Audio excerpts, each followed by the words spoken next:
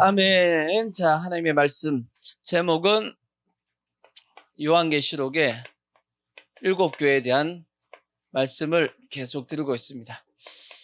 자, 버가모 교회에 대한 말씀을 드리고 있습니다. 지난주에 말씀드리길 예수님에 대한 소개에 대한 말씀을 했어요. 예수님의 소개에 대해서 말씀하면서 예수님께서 뭘 가지고 오신다고 말씀했어요?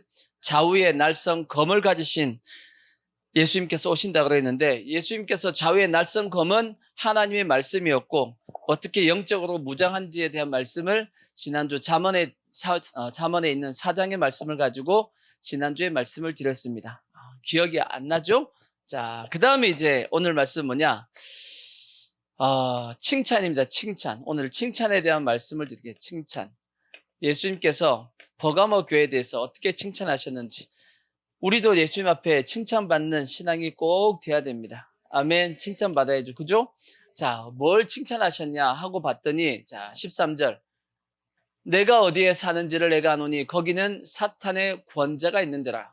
지난주에 말씀드리길 버가모 지역이 언덕 위에 있는데, 이 버가모 언덕 위에 뭐가 있다 그랬냐면 신상들이 있는, 그런 신들에 있는 신전들이 많다고 그랬습니다. 6개의 큰 그리스 신전들이 있고, 그 다음에 제우스 신도 있고 태양 신도 있고 여러 가지 이 신에 대한 신전들이 많은 곳이 버가모 지역이 있기 때문에 그곳에는 뭐가 있다라는 거예요? 사탄의 자리, 사탄의 딱 머물러 있는 권자가 있는 데라고 그랬어요. 그러니까 그곳에는 마귀가 강하게 역사하는 지역이죠. 그래서 여기 보니까 내가 내 이름을 굳게 잡아서라고 돼 있어요. 그런 곳에 있는데도 불구하고 뭐라고 말씀했어요? 내 이름을 뭐 했다? 굳게 잡았다는 거예요.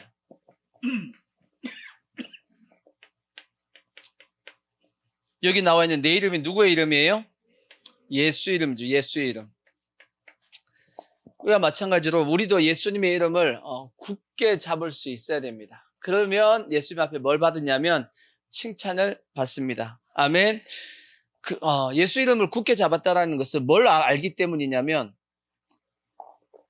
예수 이름의 어떤 능력과 권세와 그 이름이 얼만큼 우리에게 소중한지를 이 버가모 교회 성도들이 알았다는 걸 몰랐다라는 거예요. 알았기 때문에 그걸 굳게 잡았겠지. 몰랐으면 그냥 가볍게 집어했겠지만 그것이 아니고 예수 이름이 얼만큼 큰 능력이 있고 중요하다는 것을 알았기 때문에 이 버가모 교회 성도들이 예수 이름을 굳게 잡았다라는 겁니다. 그러면 예수 이름에는 어떤 능력과 권세가 있는지 제가 몇 가지 쭉 이제 성경 말씀을 읽어드리면서 찾아드릴게요. 자, 첫 번째는 뭐냐면 사도행전 2장 21절을 보시면, 사도행전 2장 21절 보시면 다 같이 한번 읽어보자고. 시작. 자, 예수 이름은 첫 번째 뭘 한다? 구원입니다. 구원. 예수 이름을 통해서 우리는 뭘 받을 수 있냐면 구원을 받는다. 자, 4장 12절도 그렇게 되어 있어요. 사도행전 4장 12절. 다른 이로서는 뭘 받을 수 없다? 구원을 받을 수 없나니 천하 사람 중에 구원받을 만한 다른 이름을 우리에게 주신 일이 없다. 아멘. 그래서 오직 구원을 받으려고 그러면 누구 이름? 예수 이름을 우리가 믿어야 된다라고 성경이 말씀하고 있어요. 자, 두 번째 사도행전 2장 38절을 보면, 2장 38절을 보면, 자, 다 같이 읽어보자고. 시작. 베드로가 이르되 너희가 회개하여 각각 예수 그리스도의 이름으로 세를 받고 죄사함을 받으라. 그리하면 성령을 선물로 받는다. 뭘 받는다는 거예요? 죄사함을 받는 거예요. 죄사함. 뭘 통해서? 예수 그리스도의 이름을 통해서 죄사함을 받는다. 이런 말씀 많습니다. 자, 사도행전 10장 43절도 그렇게 돼 있어요. 자, 보면 그에 대하여 모든 선지자도 증언하되 그를 믿는 사람들이 다 그의 이름을 힘입어 뭘 받는다? 죄사함을 받는다 라고 그랬어요. 예수 이름을 통해서 우리는 죄사함을 받습니다. 자, 세 번째 사도행전 3장 16절을 보시면 다 같이 시작. 그 이름을 믿음으로 그 이름이 너희가 보고하는 이 사람을 성하게 하였나니 예수로 말미암아 난 믿음이 너희 모든 사람 앞에서 이같이 완전히 낫게 뭘 한다는 거예요? 병을 고친다는 거죠. 병고침. 병고침도 뭘 통해서? 예수 그리스도의 이름을 통해서 4장 10절도 똑같이 나와 있어요. 4장 10절도 보시면 너희와 모든 이스라엘 백성들은 알라. 너희가 십자가에 못 박고 하나님이 죽은 자 가운데 살리신 나사렛 예수 그리스도의 이름이 이 사람이 건강하게 되어 너희 앞에 이름으로 이 사람이 건강하게 되어 너희 앞에 섰다. 병 고침의 능력도 어디에 있다? 예수의 이름에 들어가 있어요. 예수의 이름에. 그 다음에 사도행전 4장 30절 다 보시면 다 같이 읽겠습니다. 시작. 손을 내밀어 병을 낫게 하시옵고 표적과 기사가 거룩한 종 예수의 이름으로 이루어지게 하옵소서. 무엇과 무엇도 표적과 기사도 무엇을 통해서? 예수 그리스도의 이름을 통해서 이루어진다. 아멘. 뭐 이외에도 많습니다. 그다음에 하나만 더 하면 자, 사무엘상 17장 45절 보시면 이거는 이제 사무엘상 상 17장 45절 보시면 자, 다섯 번째 다윗이 블레셋 사람에게 이르시되 너는 칼과 창과 단창으로 내게 나오거니와 나는 만군의 여호와의 이름 곧 내가 모욕하는 이스라엘 군대 하나님의 이름으로 내게 나아간다. 영적인 전쟁도 뭘로 한다? 그렇죠. 그래서 우리가 귀신 쫓을 때 어떻게 해요? 예수 이름으로 나가 그런단 말이에요. 아멘. 내 이름으로 나가 그러면 안 돼. 누구 이름으로? 예수 이름으로 나가야 된다고 말씀하고 있어요. 그러니까 예수 이름에는 이러한 능력과 권세가 있다라고 성경이 말씀하고 있단 말이에요. 그래서 총체적으로 성경은 뭐라고 말씀하냐? 빌립보서 2장 9절을 보십시오. 총체적으로 뭐라고 말씀하냐? 이름으로 하나님이 그를 지극히 높여 모든 이름 위에 뭐 한다고요? 모든 이름보다 더 위에 있는 이름이라는 거예요. 그래서 어떻게 하냐? 하늘에 있는 자들. 하늘에 누가 있어요? 하늘에 천사들이 있다면 천사들과 그 다음에 땅에 있는 자들. 땅에 누가 있어요? 우리가 땅에 있는 자들입니다. 그 다음에 땅 아래에 있는 자들 누구예요? 이건 이제 음부에 빠져 있는 그런 어떤 심판받은 자들인데 그 모든 무릎을 어떻게 한다? 예수의 이름 앞에 뭐 한다? 꿇게 한다. 꿇는다는 게 뭔 뜻이겠어요? 그의 권위 밑에 들어간다는 얘기입니다. 그 모든 권위 위에 누가 있다? 예수 이름이 있다라고 말씀하고 있는 겁니다. 아멘. 그래서 우리가 모든 기도할 때도 예수님께서 어떻게 기도하라고 그랬어요? 누구 이름으로? 예수 이름으로. 그래서 70명의 제자들이 예수님께서 보내가지고 전도했을 때 보고할 때 뭐라고 얘기했어요? 예수님의 이름이면 귀신도 떠나더이다. 아멘. 그러니까 예수의 이름 앞에 모든 무릎이 꿇게 되고 모든 능력은 다 어디서 나온다? 예수의 이름에게서 나온다라고 성경이 말씀하고 있단 말이에요. 그러니까 마귀 입장에서는 어떻게 했어요? 마귀 입장에서는 예수 이름이 좋겠어요? 나쁘겠어요? 마귀 입장에서는 어떻게든지 예수 이름이 전파되는 것을 막아야 될 거 아니야. 마귀 입장에서는 그럴 거 아니야. 그렇죠? 그래서 성경에 보면 초대교회 사도들이 이제 복음을 전하면 잡아가지고 못하게 했던 게 뭐냐? 자, 성경에 보십시오. 자, 사도행전 몇 장을 보냐면 4장 16절을 보시면 그렇게 돼 있다고. 4장 16절 보시면 이 사람들을 어떻게 할까? 그들로 말미암아 유명한 표적 나타난 것이 예루살렘에 사는 모든 사람에게 알려졌으니 우리도 부인할 수 없는지라. 이것이 민간에 더 퍼지지 못하게 그들을 위협하여 이후에는 이 이름으로, 누구의 이름이에요? 예수 이름으로 아무에게도 말하지 말게 하자 하고 그들을 불러 경고하여 도무지 예수 이름으로 말하지도 말고 가르치지도 말라. 이게 초대교회 제자들에게 사도들에게 위협했던 내용입니다. 뭐 하지 말라는 거예요? 예수 이름을 증거하지 말라는 거지. 왜? 그 이름에 이 모든 능력이 있으니까 마귀 입장에서는 예수 이름이 전파되는 것이 좋아요? 싫어요? 싫단 말이에요. 그 뒤에도 똑같이 돼 있어요. 5장 28절도 보시면 5장 28절 보시면 이르되 우리가 이 이름으로 사람을 가르치지 말라고 뭐 했어요? 언금했잖아. 언금하였으되 너희가 너희 가르침을 예루살렘에 가득하게 하니 이 사람의 피를 우리에게로 돌리고자 합니다. 또 잡아가지고 얘기했던 게 뭐예요? 예수 이름으로 얘기하지 말라니까 하고 또 이제 핍박하고 때렸습니다. 그 밑에 40절 보시면 40절 그들이 옳게 여겨 사도들을 불러 채찍질을 하며 예수의 이름으로 말하는 것을 금하여 놓으니 사도들은 정반대로 어떻게 해요? 그 이름을 위하여, 예수 이름을 위하여 뭘 받는 것을? 능력받는 일에 합당한 자로 여기심을 기뻐하면서 공회 앞을 떠났다 그랬어요. 예수 이름 때문에 채찍을 맞았어. 핍박을 받고. 근데도 불구하고 기뻐해요, 슬퍼해요? 기뻐했다라고 말씀하고 있다고. 그러니까 마귀의 입장에서는 어떻게든지 뭘 못하게 만들려고 예수 이름으로, 예수 이름을 전파되는 것을 막으려고 한단 말이에요. 오늘날 어떤가? 오늘날 예수 이름으로 하는 것을 지금도 마찬가지입니다. 세상이 예수 이름으로 행하는 것을 못하게 합니다. 이 오바마 시대 때, 미국 같은 경우는 오바마 시대 때 뭘 못하게 만들었냐면 메리 크리스마스라고 얘기 못하게 만들었어요. 성탄절 날. 연말 되면 사람들이 만나면 다 뭐라고 인사해요? 메리 크리스마스, 메리 크리스마스 하고 인사하거든, 성탄절 날. 그럽니다. 미국 그런단 말이에요. 근데 오바마 시대 때 그 단어를 못 쓰게 했어요. 메리 크리스마스라는 단어를 못 쓰게 하고 모든 언론부터 뭐 방송사 다 못하게 만들고, 그럼 뭐라 했냐? 해피 홀리데이, 그렇게 얘기하라 그랬어.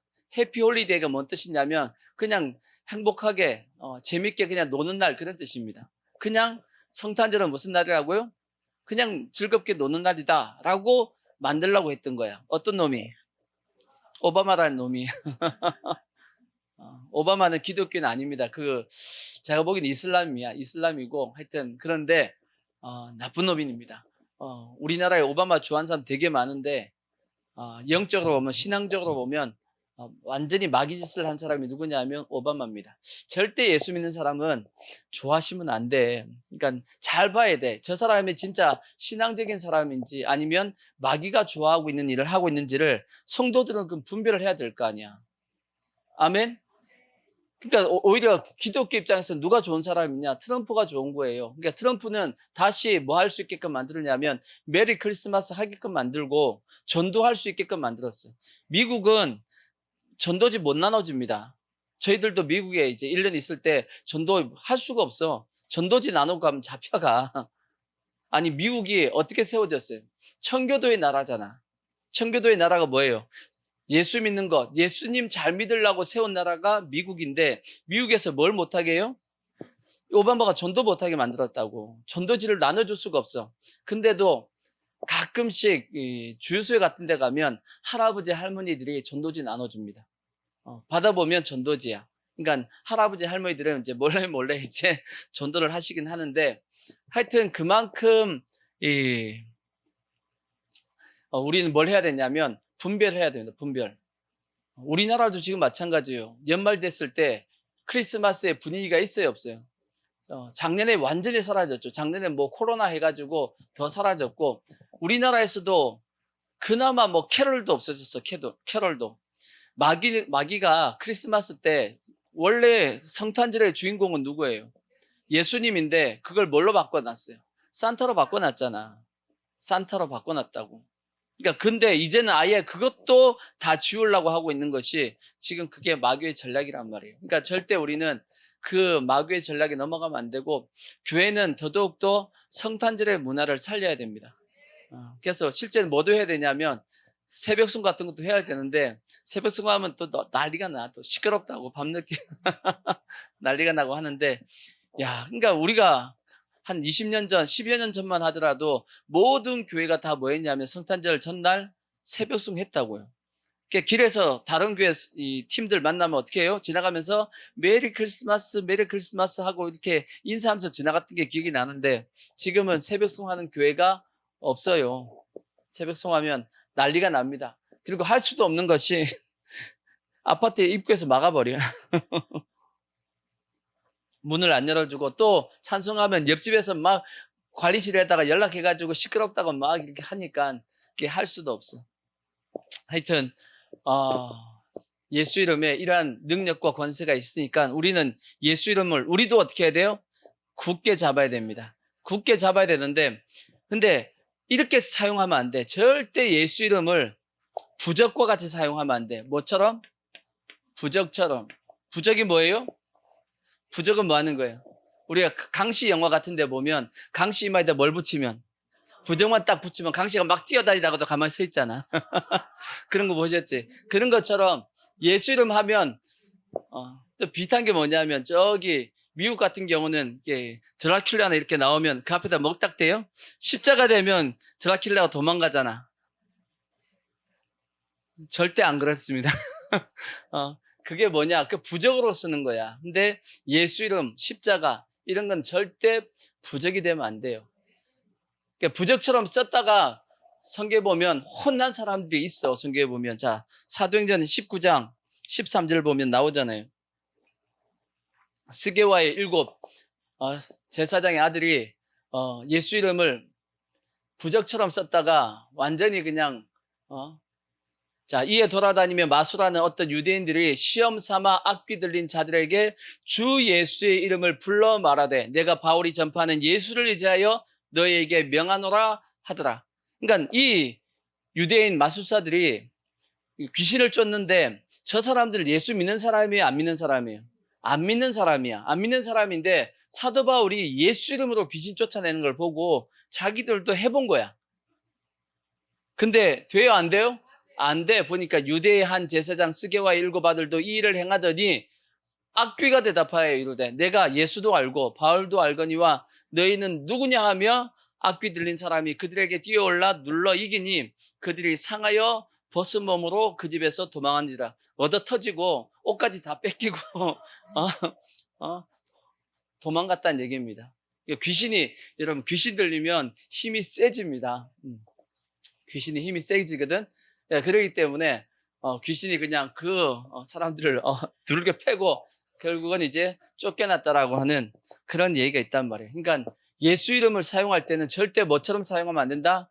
부적처럼 사용하면 안 되고 예수 이름을 누구한테 이거는 예수님과의 관계가 잘 돼 있어야 돼. 우리가 예수 안에 거해야 됩니다. 예수 안에 거하고 예수님을 진실로 사랑할 때 그 이름을 진실로 사랑할 때 그 능력이 나타나는 거지 부적처럼 그냥 딱 붙여놓았다고 해서 되어지는 거 절대 아니다. 아멘. 예수님과 좋은 관계를 우리가 꼭 맺기를 부탁을 드리고 우리도 예수 이름을 어떻게 하자고요? 굳게 잡아야 됩니다. 절대 예수 이름이 빼앗기지 않게끔. 왜? 그 예수 이름을 붙잡아야지만 우리가 뭘 받고? 구원을 받고 죄사함도 받고 병고침도 받고 표적과 기사도 나타나고 영적 전쟁도 할 수 있기 때문에 예수 이름을 굳게 붙잡을 수 있기를 부탁드리고 이렇게 했을 때 예수님이 어떻게 한다고요? 칭찬하신다라고 그렇게 돼 있다고. 아멘. 자, 그 다음에 이제 또 칭찬했던 내용을 다시 한번 보자고요. 자, 2장 13절 보시면 자, 2장 13절 보시면 내가 어디에 사는지를 내가 아노니 거기는 사탄의 권세가 있는지라 내가 내 이름을 굳게 잡아서 내 충성된 증인 안디바가 너희 가운데서 곧 사탄이 사는 곳에서 죽임을 당할 때에도 나를 믿는 믿음을 저버리지 않았다라고 돼 있어요. 여기 보면 누가 나와요? 안디바가 나와. 두 번째는 뭐냐? 안디바에 대한 칭찬입니다. 안디바에 대한 칭찬이 나와요. 안디바는 어떤 사람인가 하고 봤더니 뭐라고 말씀하고 있냐? 내 충성된 증인이라고 말씀하죠. 안디바는 어떤 사람이다? 충성된 사람인데 어떻게 충성했다고 돼 있어요? 죽도록 충성했다고 돼 있어. 왜? 결국은 어떻게 했어요? 충성하다가 뭐 한 사람이에요? 죽임을 당할 때에도 라고 돼 있으니까 안디바는 주를 위해서 충성하다가 뭐 했다는 얘기예요? 죽었다는 얘기예요. 그러니까 실제 진짜 죽도록 뭐 한 사람이에요? 죽도록 충성한 사람이 누구다? 안디바입니다. 그러니까 죽도록 충성했으니까 이 사람은 하나님 앞에 뭘 받았겠어요? 그 앞에 10절에 보면 자, 너는 쭉 하고 마지막에 내가 죽도록 충성하라. 그래야면 내가 생명의 멸류관을 내게 주겠다라고 말씀했으니까 안디바는 반드시 천국 갔으면 천국 가서 뭘 받았겠어요? 생명의 멸류관을 받았을 겁니다. 지금 뒤집어 쓰고 있을 거야 아마. 안디바는 생명의 멸류관을 쓰고 계실 겁니다. 그러니까 우리도 죽도록 충성했으면 좋겠는데 아멘. 죽도록 충성하실래요? 죽도록은 힘들고 죽도록은 이제 실제 나중에 죽을 일이 생기면 그땐 죽도록 충성하십시오. 근데 이 땅 가운데 우리가 살면서 죽도록 충성하는 일은 많지는 않습니다. 많지는 않는데 하여튼 우리가 주님 앞에 맡은 자들에게 구할 것은 뭐라고요?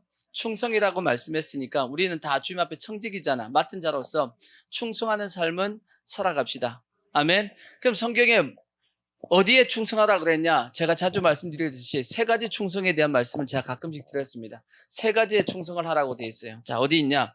누가복음 16장 10절을 보시면 세 가지 충성이 이렇게 나와 있어요. 자, 첫 번째 어디에 충성하라고 되어 있냐면 지극히 작은 것에 충성된 자는 큰 것에도 충성되고 지극히 작은 것에 불의한 자는 큰 것에도 불의하다 한 것 보니까 우리는 뭐에 충성하자? 지극히 작은 일에 충성하자. 아멘. 뭐 이런 것 가지고 충성해 할지 모르겠지만 아무것도 아닌 것처럼 보여도 하나님의 말씀에 우리가 충성하는 모습을 가져야 돼. 이런 마음을 가지면 안 됩니다. 나한테 큰 것 맡기면 내가 열심히 하고 이런 건 나 안 해. 이렇게 하시면 안 되고 지극히 작은 것 같이 보여도 그런 일에 대해서도 뭐 하자고요? 충성하자고. 성경에 보면 예수님께서 이런 말씀을 한 적이 있어요. 지극히 작은 자에게 냉수 한 그릇 대접한 것도 내가 그 상을 뭐 하겠다? 결단코 잃어버리지 않겠다. 반드시 상을 주겠다라고 말씀했어요. 지극히 작은 일 같지만 그 일에 대해서도 주님은 다 보상을 해주겠다, 상을 주겠다라고 말씀했다고. 아멘. 그러니까 큰 것부터 요구하지 마시고 큰 것부터 내가 큰 것 주면 잘하겠다라고 생각하지 말고 작은 것부터라도 내가 열심히 충성을 다해서 일하겠다 하는 마음을 우리가 가지자고. 아멘. 그런 자세를 가지기 바라고. 그 다음에 두 번째 뭐라고 돼 있어요? 11절 보면 너희가 만일 불의한 재물에도 충성하지 아니하면 누가 참된 것으로 너희에게 맡기겠느냐 그렇게 돼 있어요. 그러니까 어디에 충성하라는 거예요? 불의한 재물에 충성하라고 돼 있습니다. 이 불의한 재물은 그 앞에 16장 1절부터 쭉 나와 있는 설명이 돼 있는데 그거 다 설명하면 시간이 가고 불의한 재물이라는 뜻은 뭐냐면 우리가 지금 이 땅 가운데 쓰고 있는 내가 가지고 있는 모든 돈은 다 뭐냐면 불의한 재물입니다. 뭔 뜻이냐? 내가 가지고 있는 모든 돈 이거 누구 거예요? 내 거 아닙니다. 누구 거냐면 하나님 거야. 하나님이 나한테 맡기신 거야. 근데 하나님께서 나한테 맡겨가지고 이 원래 하나님 건데 나한테 맡겼는데 내가 그걸 어떻게 쓰고 있냐면 누구 것처럼 쓰고 있어요? 내 것처럼 쓰고 있다고. 하나님 걸 누구 것처럼 써요? 내 것처럼 쓰고 있으니까 이 재물 자체는 뭐냐면 불의한 재물입니다. 그래서 청지기가 주인의 것을 어떻게 했다라고 돼 있냐면 허비했다고 돼 있어요. 근데 주인이 나중에 그 청지기를 뭐 하냐면 16장에 보면 칭찬했다고 돼 있습니다. 그러니까 하나님께서 나한테 맡긴 그 물질을 우리는 어떻게 써야 되냐면 하나님의 뜻 가운데 써야 됩니다. 나눠줘야 된다고. 그러니까 나 자신을 이익을 위해서 나의 어떤 욕심을 채우라고 그 물질을 준 것이 아니고 그 물질을 가지고 하나님의 일을 위해 써라고 준 거란 말이야. 누구 것처럼? 내 것처럼 써도 됩니다. 하나님께서 나한테 맡겼으니까 내 것처럼 써도 되는데 어떻게 써야 되냐? 하나님의 뜻대로 쓰시라고. 아멘. 그렇게 불의한 재물을 충성할 때 하나님께서 뭘 주시겠다? 참된 것을 우리한테 주겠답니다. 참된 것, 그거 뭐냐면 영원토록 내 거 될 것. 영원토록 내 거 되는 건 어디서 줘요? 하나님 나라에서 준다고. 하나님 나라에서 우리가 보물을 쌓아둔 그 보물은 영원토록 누구 거냐면 하나님이 너 거야 하고 나한테 주신다고. 아멘. 누구한테 주냐? 이 땅에서 불의한 재물에 충성한 자에게 하나님 나라에서 주님께서 진짜 내 것을 주시겠다라고 약속한 거야. 아멘. 그래서 우리가 불의한 재물에도 뭐 하자? 충성하자. 그게 두 번째 충성이고 세 번째는 또 뭐예요? 12절. 너희가 만일 어느 것? 남의 것에 충성하지 아니하면 누가 너희 것을 너희가 주겠느냐? 남의 것에 충성하라는 얘기가 뭐냐면 열심히 충성해도 내 거 안 돼. 열심히 충성했는데 내 거 안 되면 여러분은 어떻게 일하겠어요? 적당히 일하지. 왜? 해봤자 내 거 안 되는데 뭐 내가 열심히 할 이유가 뭐 있어? 이런 생각이 든단 말이에요. 안 그런가요? 열심히 일하면 일한 만큼 그게 내 거 된다. 그러면 여러분 열심히 하겠어 안 하겠어요? 열심히 하겠지. 그게 자본주의잖아. 자본주의가 뭐냐면 열심히 일한 만큼 자기가 소득을 가지면 그게 자본주의입니다. 그러니까 북한 같은 경우는 열심히 일해도 자기가 가져가요 안 가져가요? 안 가져가, 못 가져가. 나중에 다 나눠가지고 실제 나눠서도 나누는 것도 아니야. 북한 같은 공산주의나 사회주의 사회에서는 열심히 일했는데 그거 다 누가 가져가요? 저 위에서 다 가져가. 그리고 찌꺼기 가지고 그 일하는 사람들 나눠준다고. 이해가 되죠? 그러니까 열심히 일해도 자기 거 안 되니까 저기 공산주의나 사회주의 사회에서는 열심히 일을 하겠어요? 안 하겠어요? 일 안 합니다. 근데 그래서 여러분 이 탈북자들을 데리고 이제 회사를 하시는 분들이 있잖아요. 기업을 하시는 분들이 탈북자들을 이제 써봤더니 탈북자들이 얼만큼 일을 열심히 하냐? 우리나라 사람의 4분의 1 정도 안 됩니다. 우리나라 사람 한 사람이 할 걸 북한 사람은 4사람이 달라붙어야 된대. 그게 왜 그런가 하고 봤더니 이미 몸에 배버렸어. 그러니까 사회주의가 몸에 배가지고 열심히 절대 안 한답니다. 그게 몸에 배가지고, 그러니까 대충 보니까 한국 사람 한 사람이 할 일을 북한에서 탈북자들은 한 4사람이 붙어야지만 그 일을 한대. 그러니까 능률이 나겠어, 안 나겠어요? 안 나지. 그러니까 그 사람들 다시 교육시키고, 그렇게 다시 재활하고 막 해서 이제 한국 사람화 만들어야지만 되어지지. 그러니까 그게 몸에 배어가지고 그게 잘 안 바뀐다네. 근데 하여튼, 성경은 근데 뭐라고 말씀하냐면, 열심히 해도 내 거 안 되는 일에 대해서 뭐 하라고요? 충성하라고 말씀하고 있어요. 그러면 하나님께서 어떻게 해주겠다? 너 것을 진짜 나중에 주겠다라는 거지. 너가 충성해서 거기에서는 너가 못 가져간다 할지라도 하나님이 너를 위해서 너의 어떤 모습 보니까 야 너는 진짜 너 거 줘도 열심히 하겠다 싶어서 하나님께서 너 것도 주겠다라는 겁니다. 아멘. 그래서 이제 목회자의 입장에서는 그런 겁니다. 목회자 입장에서는 이제 다른 교회에서 부교육자 사역을 할 때, 부교육자 할 때 열심히 사역해봤자 이거 누구 거예요? 담임 목사님 거라고 생각하니까 열심히 안 한단 말이야. 부교육자들이. 근데 나중에 그들은 이제 열심히 안 하면서 속으로는 어떻게 생각하겠어요? 내가 나중에 나가서 개척을 하든지 내 교회를 세우면 뭐 하겠다? 열심히 하겠다라고 생각하는 사람은 하나님이 땡. 너는 목회자로서 자세가 안 돼서 땡. 이해가 되시죠?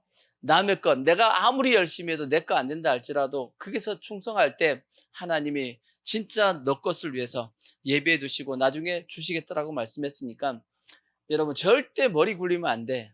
하나님은 우리가 머리 굴리는 거 다 보고 계셔. 아시겠죠? 머리 살살 굴려가지고 요리조리 빠져나가서 내가 잘 되겠다라고 생각하지 마십시오.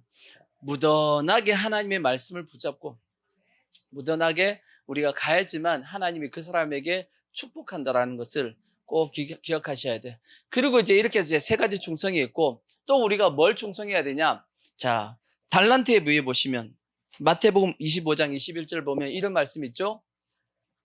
주인이 이르되 잘하였도다 착하고 충성된 종아 내가 적은 일에 충성하였으며 내가 많은 것을 내게 맡기리니 내 주인의 즐거움에 참여할지어다. 여기도 뭐에 충성하라 그랬어요? 적은 일에 충성하라고. 그러니까 적은 일에 충성했더니 뭘 맡기겠다? 많은 것으로 맡기겠다. 큰 걸 맡기겠다라고 예수님께서 말씀했듯이 여기서는 뭐에 대해서 충성하라고 말씀했냐면 내가 가지고 있는 달란트를 주님이 주신 달란트를 말하는 거예요. 충성하라는 거예요. 달란트에 대해서. 그러니까 달란트가 뭐냐? 은사입니다. 은사.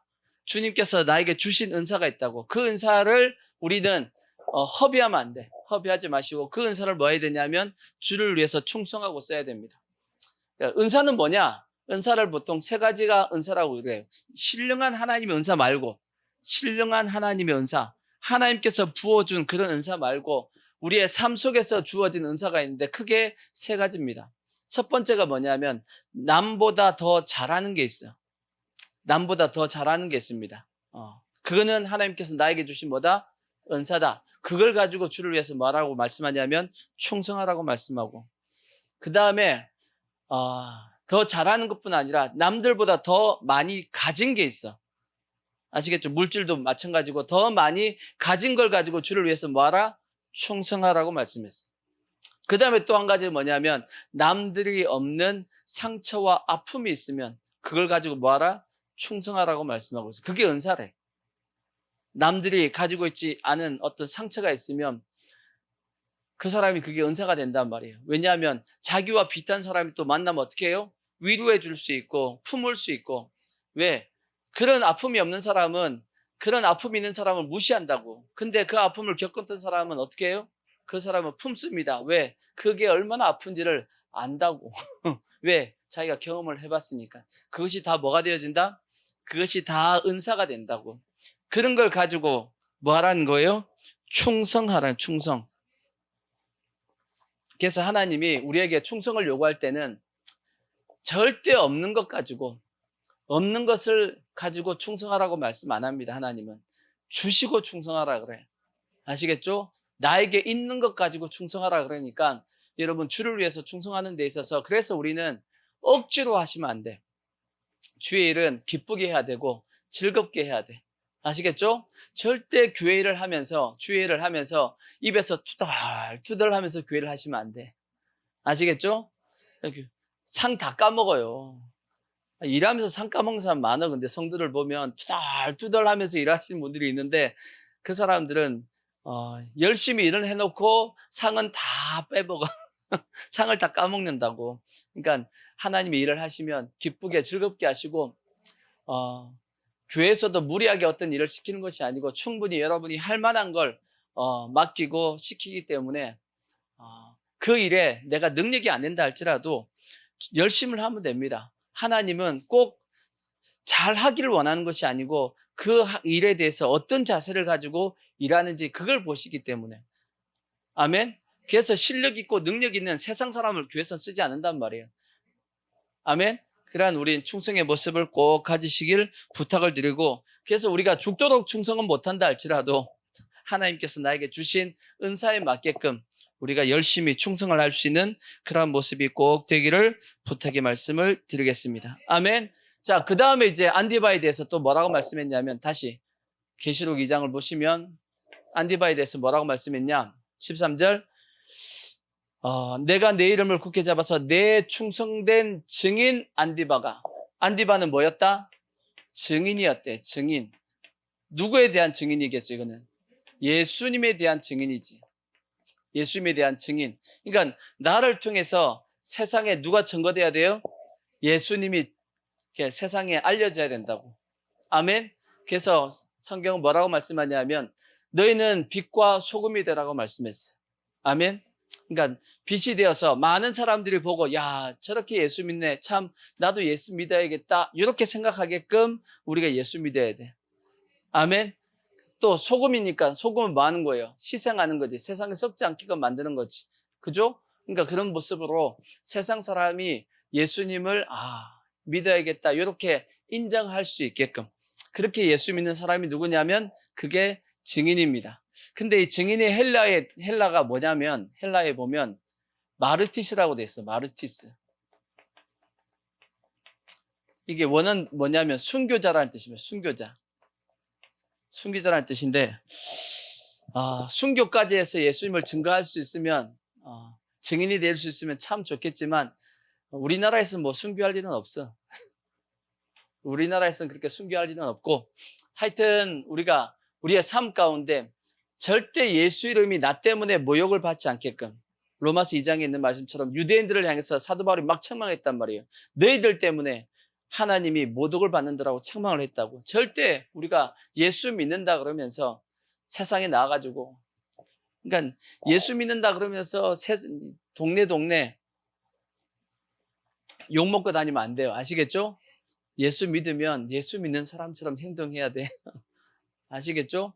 직장에서도 마찬가지고, 지역에서도 마찬가지고, 어디에 나가든지 세상 사람들 앞에서는 내가 예수 믿는 걸 세상 사람들이 안다라 하면, 우리가 그래도 좀 더 세상 사람들보다는 좀 더 도덕적으로, 아멘, 예의와 예절을 갖추고 좀 더 성숙한 모습으로, 아멘, 나 때문에 누구 이름이, 예수 이름이 세상 사람들에게 욕먹지 않게끔 우리가 그렇게 살아야 됩니다. 아멘. 최소한 그렇게 사시고, 더 나아가서는 우리가 좀 더 본이 되는 삶을 살아가지고 세상 사람들이 우리를 보면서, 야, 예수 믿어야겠다, 여기까지 얘기할 수 있는 그러한 증인의 모습이 한번 되었으면 좋겠습니다. 아멘. 그렇게 되기를 바라고. 자, 이제 세 번째, 오늘 말씀의 주제는 세 번째인데, 자, 그 다음 말씀 맨 밑에 보시면, 너희 가운데, 아니 13절 보시면 너희 가운데 곧 사탄이 사는 곳에서 죽임을 당할 때에도 나를 믿는 믿음을 저버리지 않았다. 그렇게 됐어요. 나를 믿는 무엇을? 믿음을 저버리지 않았다.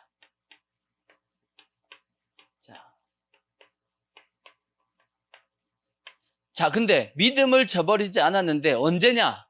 그 시점이 언제냐가 중요합니다. 잘 보세요. 언제 믿음을 저버리지 않았어요? 안디바가 죽임을 당할 때 그 옆에 있던 안디바 외에 다른 버가모 성도들이 뭐 하지 않았다? 믿음을 저버리지 않았답니다. 오늘날로 얘기하면 이거는 뭔 뜻이냐면 몇 년 전에 전 세계적으로 시끄러웠던 사람들이 있었죠. 이슬람 원리주의자들, IS 있었죠.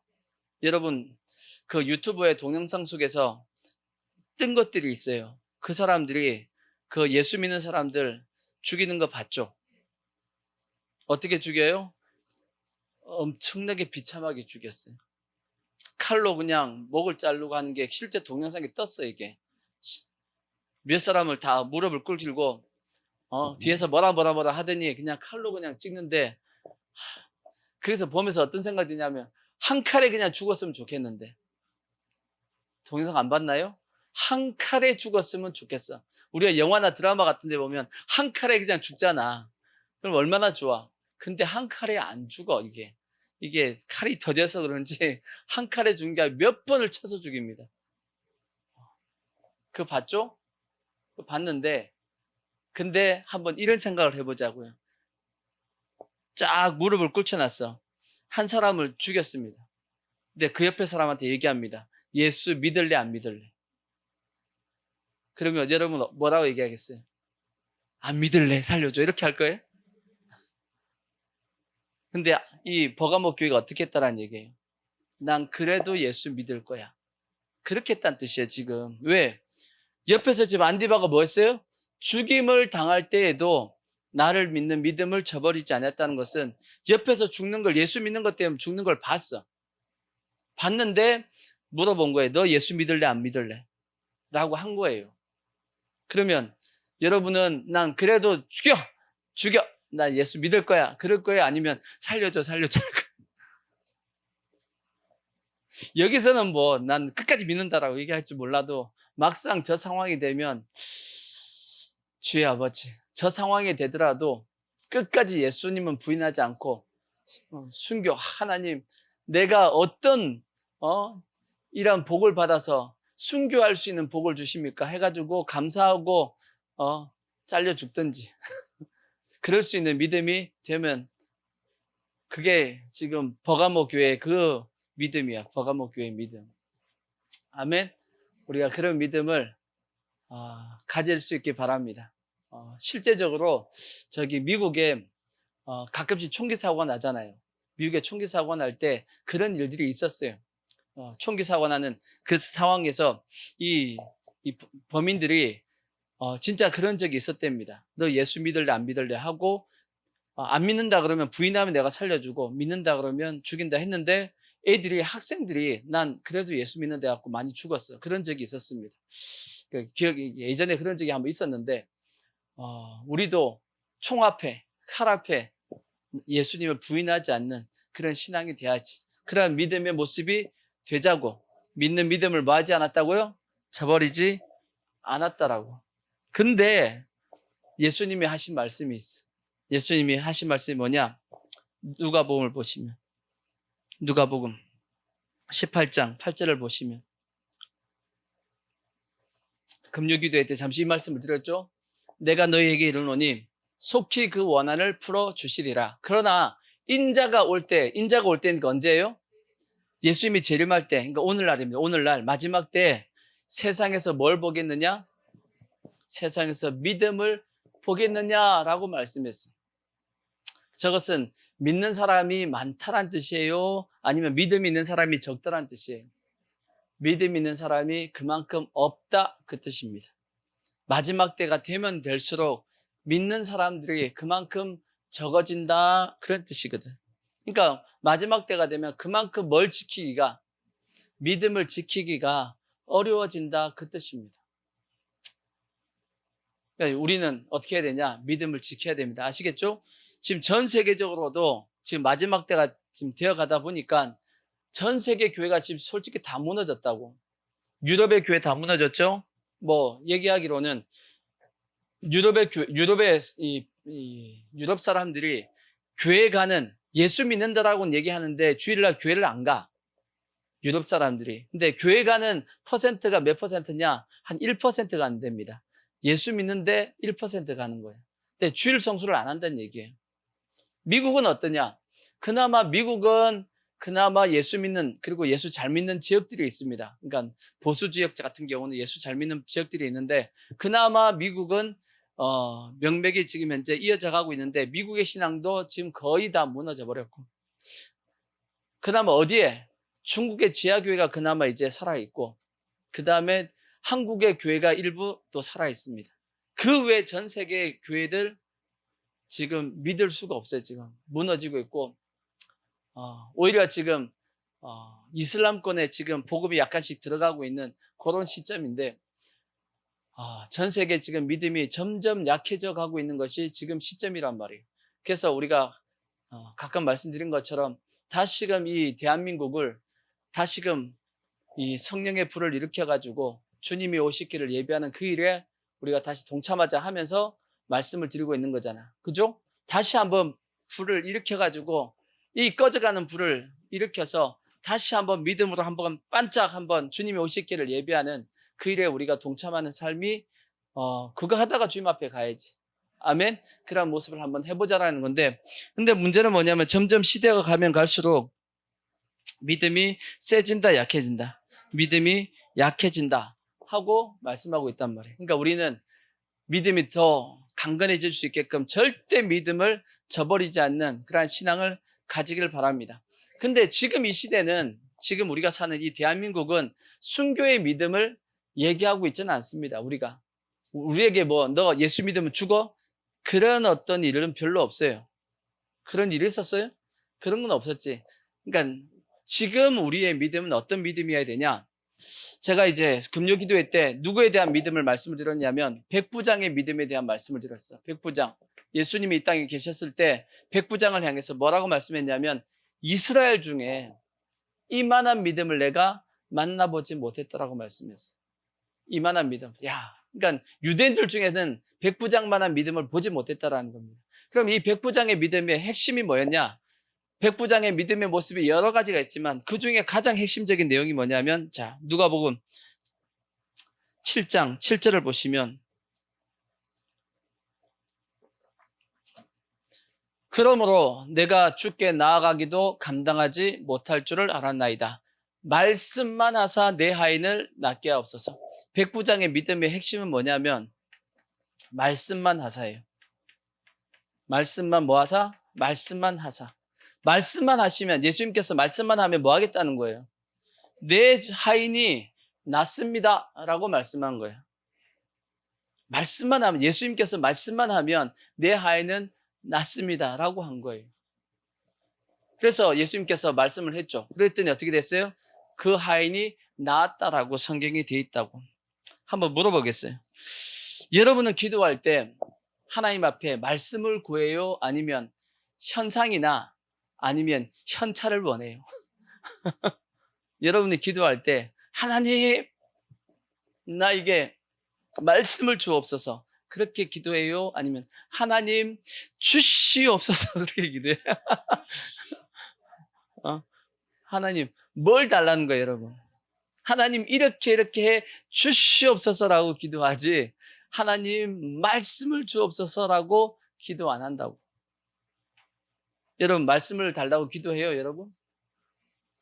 아니면 여러분 어떤 현상을 달라고 기도해요? 물론 우리가 잘하게 해달라고 기도하죠. 잘되게 해달라고 기도하는데, 그래서 우리의 어떤 신앙의 이 믿음의 모습이 위험한 겁니다. 실제 우리가 구해야 될 것은 뭐냐? 실상은 말씀을 구해야 됩니다. 왜 말씀을 구해야 되냐? 그 말씀에 물론 능력이 있는 거지만 하나님은 하나님은 어떤 일을 행하시기 전에 반드시 뭘로써 그 일을 이루어 가시냐면 말씀을 통해서 이루어 가십니다. 그러니까 먼저 뭘 보내냐면 말씀을 보내사 그 사람에게 역사하신단 말이에요. 우리의 경험적으로 보십시오. 여러분이 어떤 문제를 가지고 주님 앞에 기도하러 왔어. 교회에서 막 기도하면 기도 한참 하다 보면 이런 경험이 있을 겁니다. 어떤 말씀이 나에게 탁 떨어져. 탁 주어진단 말이에요. 탁 떨어지면 그 말씀을 탁 붙잡는 순간 내 심령 가운데 뭐가 임하냐면 평강과 기쁨이 확 임해요. 그런 경험이 없나요? 그러면 근데 한번 생각해봐. 그때까지 그 문제는 해결이 됐어요? 안 됐어요? 해결 안 됐어. 문제는 해결 안 됐어. 근데 뭐가 떨어지니까? 말씀이 탁 오니까 내 심령 가운데 기쁨과 평안이 확 넘친단 말이에요. 마치 뭐 한 것처럼. 그 문제가 해결된 걸로 착각할 만큼. 근데 이제 기도 끝나고 나가면 다시 문제가 확 내려와서 이제 문제인데 나가서도 그 말씀이 끝까지 붙잡고 있으면 그게 믿음의 삶입니다. 이해가 되시죠? 하나님은 우리에게 그 문제를 해결하시기 전에 먼저 뭐부터 준다? 말씀부터 준단 말이에요. 그래서 그 말씀이 뭐냐면 보증수표입니다. 보증수표. 말씀이 뭐다? 보증수표라고. 그러니까 현찰이 아니고 뭐다? 보증수표다. 그 보증을 누가 해주신다? 보증은 성령님이 해주신다 그랬잖아요. 지난주에 제가 말씀의 보증은 누가 하신다? 이 시대에 성령님이 보증해 주신다고 말씀했어요. 그러니까 수표니까 그 성령님이 그 수표를 나중에 현실 가운데 이루어 주신다는 얘기예요. 이해가 되시죠? 그래서 하나님은 모든 일을 하실 때 반드시 뭘로부터 시작하냐면 말씀부터 시작한다고. 말씀을 주시고 그 말씀이 이루어져 가는 겁니다. 그래서 시편에도 그렇게 돼 있어요. 시편도 107편 19절 보시면 자, 107편 19절 보시면 이에 그들의 고통 때문에 여호와께 부르짖음에 그가 그들의 고통에서 그들을 구원하시되 근데 어떻게 구원한대요? 그가 그의 뭘 보내가지고 말씀을 보내고 그들을 고치시고 위험한 지경에서 건진단 말이에요. 뭘 보낸다? 말씀을 보낸다는 거예요. 말씀을. 근데 문제가 뭐냐? 오늘날 성도들이 말씀을 구하기보단 뭘 구하냐면 아까 얘기했던 현상과 또 현찰을 구한다고. 그러다 보니까 누가 역사하냐면 마귀가 역사한단 말이에요. 성경에 보면 이런 말씀 있죠? 자, 고린도후서 11장 14절 보시면 보세요. 11장 14절 보시면 이것은 이상한 일이 아니니라 사탄도 자기를 뭘로요? 광명한 천사라고 가장하나니 그러므로 사탄의 일꾼들도 자기를 의의 일꾼으로 가장하는 것이 또한 대단한 일이 아니다라고 되어 있어요. 그러니까 사탄이 광명한 천사로 나타나가지고 우리를 뭐 하냐면 속인단 말이에요. 우리가 뭘 구하니까 말씀이 아니라 현상을 구하니까 환상 중에 뭔가 환상을 구하고 뭔가 내가 잡을 수 있는 내가 느낄 수 있는 그런 어떤 세상적인 걸 구하니까 마귀가 그걸 탁 주면서 우리를 속이는 겁니다. 그러니까 우리는 절대 뭘 구해야 되냐면 말씀을 구해야 돼. 근데 그 말씀이 딱 떨어지면 이것은 뭐다? 하나님의 보증수표다. 라고 믿으면 반드시 그 말씀이 이루어져 가는 겁니다. 아멘. 그러한 내용의 말씀이 여러분 전 목사님 설교 중에서 제목 중에서 이러한 제목을 들어본 적이 있나? 이러한 제목? 미래적 현실이라고 들어본 적이 있어요? 미래적 현실. 미래적 현실이라는 제목의 설교가 있어. 제목이 뭐라고요? 미래적 현실. 들어본 적 있나요? 이거는 언제 하는 설교냐면 청년들 집회할 때 하는 설교입니다. 청년들 할 때 요 설교를 합니다. 첫날에 하는 게 이제 저 설교고 이번 주 목회자들 모아놨죠. 제 부흥 강사들 모았죠. 첫날 저녁에 뭐 했어요? 제목이? 기억하나요? 동일한 말씀이었어. 동일한 말씀. 동일한 말씀이라는 설교를 했는데 동일한 말씀이라는 이 내용의 설교의 내용이 어떤 내용이냐면 이 말씀은 자 베드로후서를 보시면 3장 4절을 보시면 이런 말씀이 있어요. 이르되 주께서 강림하신다는 약속이 어디 있느냐? 조상들이 잔후로부터 만물이 처음 창조될 때와 같이 그냥 있다 하니 이는 하늘이 예적부터 있는 것과 땅이 물에서 나와 물로 성립된 것도 무엇으로? 그러니까 천지창조는 뭘로 하셨다?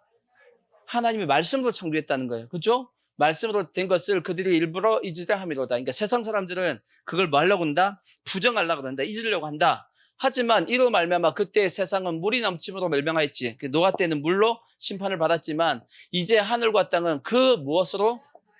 동일한 말씀으로 뭘로 심판받는다? 불사르기 위해서 불로서 마지막 때는 불로서 하나님께서 이 땅을 뭐 한다는 거예요? 심판하신다는 얘기겠죠. 아멘. 그러면 창조 때도 하나님이 뭘로 창조하시고 말씀으로 창조하시고 마지막 심판도 뭘로 하신다? 말씀으로 하신다는 거예요. 그러면 창조와 그다음 끝 사이에 이 중간에는 하나님이 뭘로 이끌어 가세요? 이 중간도 그러면 그 말씀이 있겠어요, 없겠어요? 있죠. 왜 없냐? 당연히 있죠. 모세 때 하나님의 말씀이 임했어요, 안 했어요? 중간이잖아요, 있었죠. 그 다음에 여러 선지자들이 하나님의 말씀을 했어요, 안 했어요? 하나님의 말씀이 있죠. 창세 빛이 있으라고 했던 그 말씀과 동일한 말씀이 모세 때도 있었고, 그 다음에 선지자들 통해서 말씀이 주어졌고, 나중에 누구까지 오셨어요? 말씀의 본체인 예수님까지 오셔가지고 말씀을 했어. 예수님께서 나사로야 나와라 그럴 때 어떻게 해요? 나사로가 죽었다가 뻘떡 살아나온다고. 동일한 말씀의 능력이 있어요, 없어요? 있었단 말이에요. 그러니까 창조 때부터 마지막까지 동일한 말씀이 계속 이어져 나오고 있는 겁니다. 그래서 말씀의 능력이 사라진 것이 아니고 지금도 그 말씀이 역사한다, 안 한다? 역사한다라는 거예요. 어떻게 역사하냐? 자, 데살로니가 전서 2장 13절 보면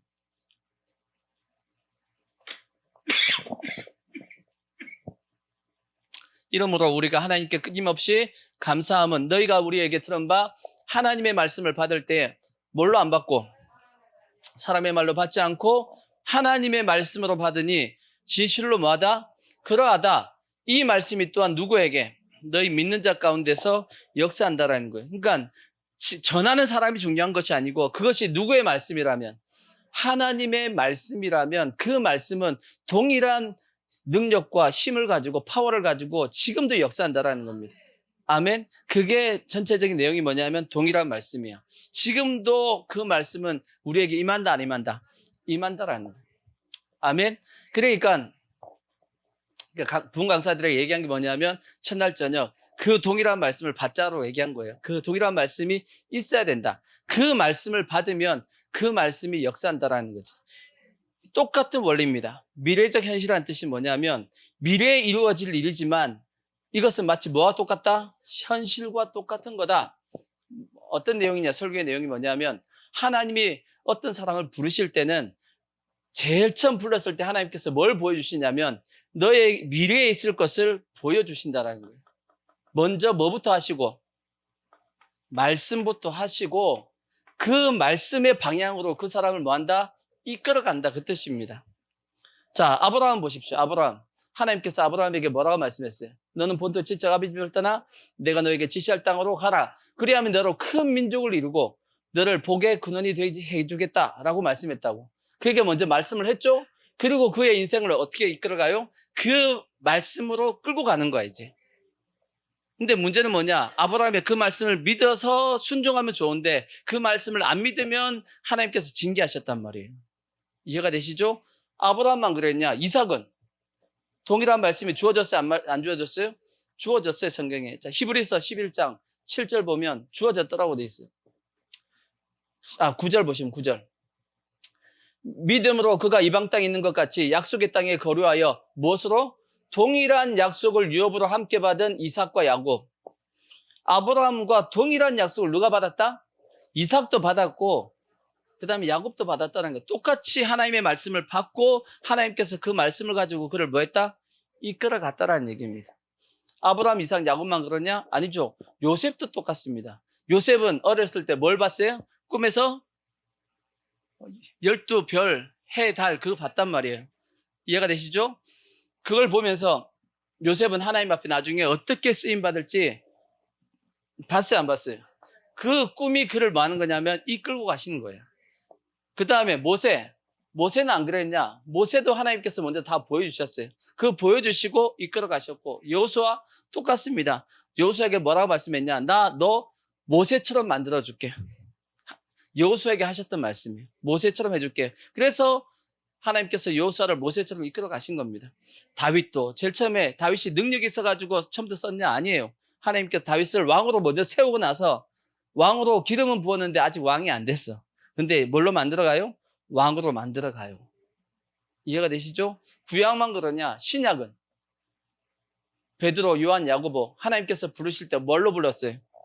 내가 너를 사람을 낚는 어부가 되게 해주겠다라고 말씀했잖아. 그리고 그 사람이 뭐냐면 이끌고 가시는 겁니다. 또 사도 바울, 내가 너를 임금들과 이방의 백성들의 택한 그릇이다 하고, 그 다음에 사도 바울을 이방의 복음 전거자로서 그를 이끌고 가신 겁니다. 이와 마찬가지로 하나님께서 다 어떻게 하시냐? 말씀을 주시고 말씀을 통해서 그 사람을 뭐 하냐면 이끌고 가는 거예요. 그게 오늘날도 마찬가지입니다. 오늘날도. 그래서 우리가 뭘 구해야 되냐면, 하나님의 뭘 구해야 된다? 말씀을 구해야 된단 말이에요. 말씀만 하사. 아멘. 하나님 앞에 우리가 말씀을 구하고 그 말씀이 나를 이끌고 가도록 해야 됩니다. 그래서 우리는 이 말씀을 뭐 하지 않아야 되냐면 저버리지 않는 게, 그것이 뭐다? 그게 믿음이에요. 지금 우리에게 있는 뭐 순교의 믿음, 지금 우리가 순교할 때가 아니야. 왜? 순교할 때가 없어. 지금 우리의 믿음의 모습은 뭐냐면, 하나님이 여러분 각자 개인들에게 주신 뭐가 있냐면 말씀이 있단 말이에요. 그 말씀을 여러분 뭐 하지 말자고요? 저버리지 말라고. 그게 우리에게 지금 뭐냐면 그게 믿음이란 말이에요. 근데 저걸 안 믿으면 어떻게 되냐? 하나님께서 나에게 주신 말씀을 안 믿으면 어떻게 돼? 어떻게 되죠? 하나님이 어떻게 하시겠어요? 그래서 하나님이 정확하게 안 믿는 사람들을 어떻게 하셨냐면 광야로 보내십니다. 광야로. 그게 광야로 보내셨다고. 자, 보십시오. 이스라엘 백성들이 가데스 바네아에 딱 도착했단 말이에요. 12정탐꾼을 보냈어요. 12정탐꾼 보내가지고 12정탐꾼 다 정탐하고 왔습니다. 40일 동안 정탐하고 왔단 말이에요. 그래서 보고를 했죠. 보고를 했는데 그 땅은 하나님이 말씀한 것처럼 진짜 젖과 꿀이 흐르는 좋은 땅은 맞습니다. 하지만 우리의 능력으로는 도저히 저 땅에 들어갈 수 없습니다 하고 보고했던 사람들은 결국은 어떻게 됐어요? 다 죽고, 그 말을 믿었던 그 가난한 이스라엘 백성들은 다 어떻게 됐죠? 하나님께서 광야로 보냈단 말이에요. 말씀을 안 믿으니까 어디로 보내요? 광야로 보낸 겁니다. 그래서 신명기 8장 2절을 보시면, 신명기 8장 2절을 보시면 그렇게 돼 있다고. 내 하나님 여호와께서 이 40년 동안에 내게 광야길을 걷게 하신 것을 기억하라. 이는 너를 낮추시며 너를 시험하사 너 마음이 어떠한지 그 명령을 지키지 않는지 알려 하심이라. 너를 낮추시며 너를 줄이게 하시며 또 너도 알지 못하며 내 조상들도 알지 못하던 만나를 네게 먹이신 것은 사람이 떡으로만 사는 것이 아니고 여호와 입에서 나오는 모든 무엇으로? 말씀으로 살아가는 줄을 내가 알게 하기 위해서 뭐 했다라는 거예요? 광야의 길을 보냈다라는 거예요. 오늘날도 마찬가지입니다. 하나님께서 우리에게 요구하시는 것은 뭐냐? 말씀을 붙잡으라는 얘기예요. 절대 말씀을 뭐 하지 말자? 저버리지 말자. 말씀을 저버리지 않는 것이 뭘 하는 거냐면 믿음을 지키는 겁니다. 믿음을 지키는 것. 그래서 우리가 뭐 순교는 지금 순교할 때는 아니고 순교하는 그런 어떤 시대가 아닙니다. 우리나라는. 하지만 우리는 믿음을 확실하게 지키는 그러한 자들은 돼야 된다고. 아멘. 그러기 위해서는 우리가 뭘 구해야 되냐? 말씀을 구하십시오. 하나님 앞에 말씀을 달라고. 이제부터 여러분 기도하실 때 될 수 있으면 말씀을 구하십시오. 그럼 그 말씀이 딱 주어지면 그 말씀을 내가 딱 뭐 해야 되냐면 붙잡고 있어야 돼요. 그래서 빌립보서에 있는 말씀처럼 아무것도 뭐 하지 말고, 아무것도 염려하지 말고 오직 모든 일에 기도와 간구로 너희 구할 것을 감사함으로 하나님께 아뢰라고 말씀했어요. 그래야면 모든 지각에 뛰어나신 하나님의 평강이 그리스도 예수 안에서 너희의 마음과 생각을 뭐 하신다? 지키신다. 그 마음과 생각을 뭘 지킨다는 얘기예요? 내 속에 들어와 있는 그 말씀을 내 마음과 생각이 지킨다라는 거야. 근데 세상 염려와 걱정이 그 말씀을 뭐 한다는 얘기예요? 빼앗아 간다는 얘기입니다. 빼앗아 간다. 그러니까 마귀는 우리를 넘어뜨리기 위해서 뭘 뺏어 가려고 그러는 거예요? 내 속에 들어와 있는 그 말씀을 뺏어 가려고 한다고. 그러니까 우리는 뭘 지켜야 된다? 말씀을 지켜야 돼. 말씀을 지켜야 돼. 그것이 뭐다? 그것이 믿음을 저버리지 않는 모습이라고. 그래야지만 지금 이 시대도 마찬가지입니다. 우리 속에 들어와 있는 예수 믿는 사람 속에는 일단 예수 그리스도 이름이 와 있어요. 예수 그리스도 이름이 와 있고 그의 말씀이 우리 심령 가운데 와 있습니다. 지키십시오. 아멘. 지키시고 그 말씀을 지키는 것이 그것이 믿음을 지키는 것이고 그것이 영적 이 전쟁에서 승리하는 겁니다. 반대로 얘기하면 그 말씀을 지키지 못하는 것, 빼앗기는 것이 영적 전쟁에 피하는 것이고 내 영적인 이 생명력이 약해지는 겁니다. 아멘. 하나님의 말씀이 생명이라고 말씀했으니까 더더욱더 우리 모든 성도들이 믿음 가운데 견고하게 서서 주님 앞에 이 버가모 교회처럼 칭찬 들을 수 있는 우리 성도들 다 되어지시기를 주의 이름으로 부탁의 말씀을 드리겠습니다.